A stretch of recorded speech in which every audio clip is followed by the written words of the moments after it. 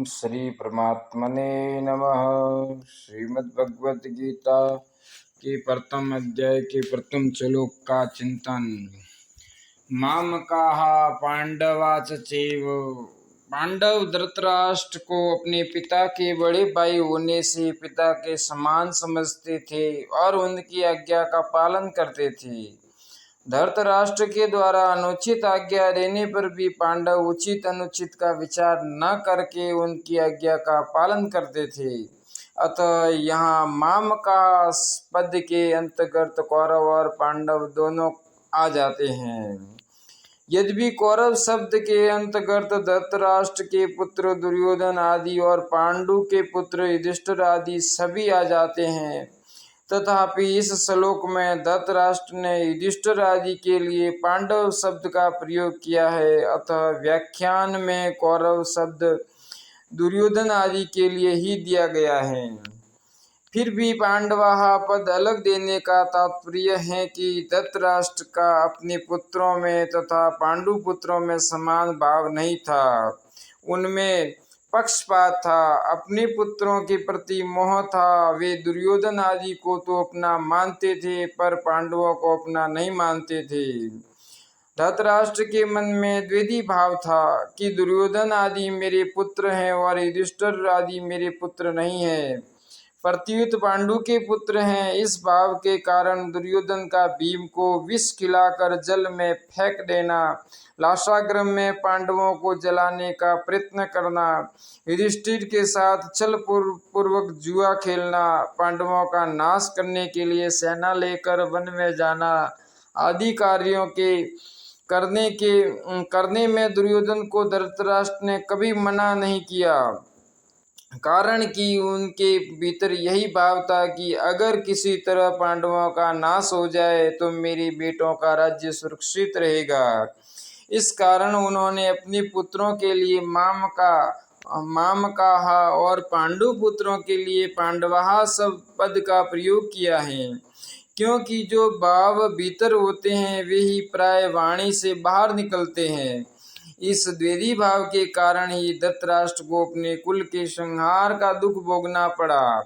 इससे मनुष्य मात्र को यह शिक्षा लेनी चाहिए कि वह अपने घरों में, मोहल्लों में, गांवों में, प्रांतों में, देशों में, संप्रदायों में द्वैधी भाव अर्थात ये अपने हैं ये दूसरे हैं ऐसा भाव न रखे, कारण कि द्वैधी भाव से आपस में प्रेम स्नेह नहीं होता, प्रत्युत कलह होती है।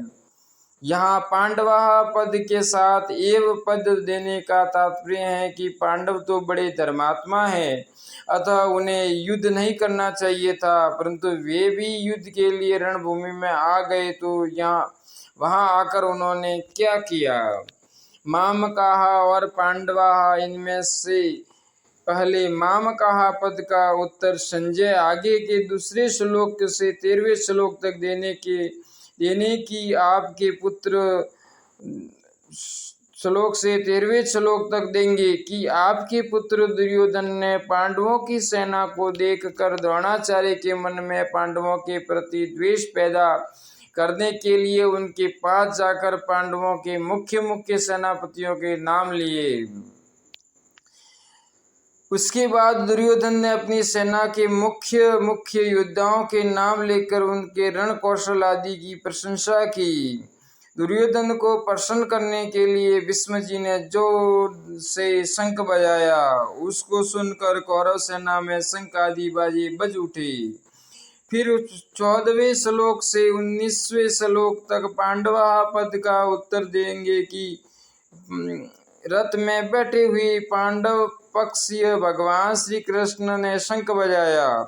उसके बाद अर्जुन, भीम, युधिष्ठिर, नकुल, सहदेव आदि ने अपने अपने शंख बजाए, जिससे दुर्योधन की सेना का हृदय दहल हो गया।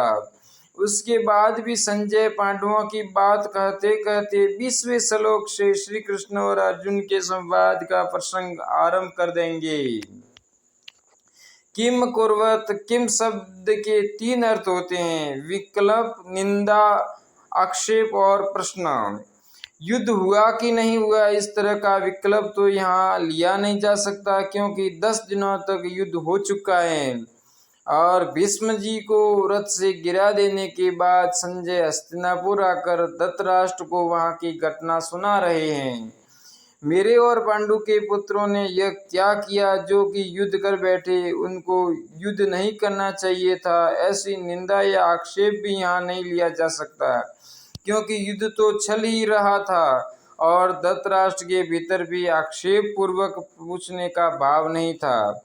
यहाँ किम शब्द का अर्थ प्रश्न लेना ही ठीक बैठता है। धृतराष्ट्र संजय से भिन्न भिन्न प्रकार की छोटी बड़ी सब घटनाओं को अनुक्रम से विस्तार पूर्वक ठीक ठीक जानने के लिए प्रश्न कर रहे हैं।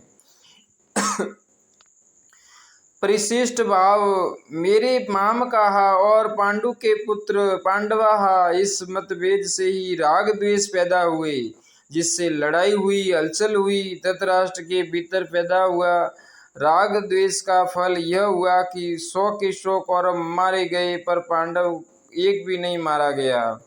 जैसे दही बिलोते हैं तो उसमें हलचल पैदा होती है, जिससे मक्खन निकलता है, ऐसे ही मामकाहा और पांडवा के भेद से हलचल हुई हलचल से अर्जुन के मन में कल्याण की अभिलाषा जागृत हुई, जिससे भगवत गीता रूपी मक्खन निकला।